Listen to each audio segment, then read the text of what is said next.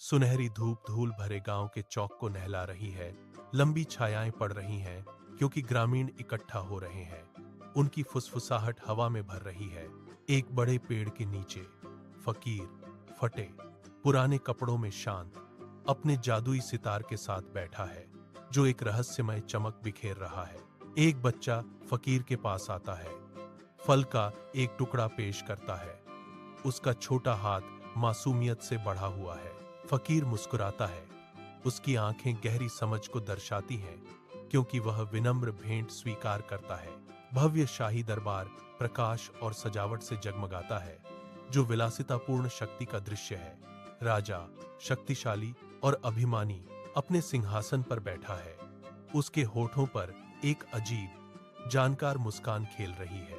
उसके सामने फकीर खड़ा है, वही जादुई सितार लिए हुए। उसकी उपस्थिति एक मूक चुनौती है। राजा की आंखें सितार पर टिकी हुई हैं। उसकी लालच हवा में एक मूर्त शक्ति है। राजा एक चुनौती पेश करता है। उसकी आवाज अधिकार और अटूट आत्मविश्वास से गूंजती है। फकीर शांति से सुनता है।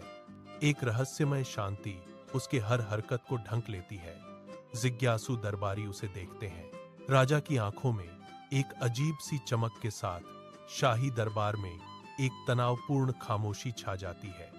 जब राजा अपनी ही शर्त तोड़कर फकीर को फंसा लेता है, राजा के होठों पर एक चालाक मुस्कान खेलती है, क्योंकि वह शब्दों का जाल बुनते हुए फकीर को नया राजा घोषित करता है।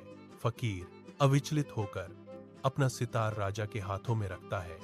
उसकी आंखों में जीत या हार का कोई भाव नहीं होता।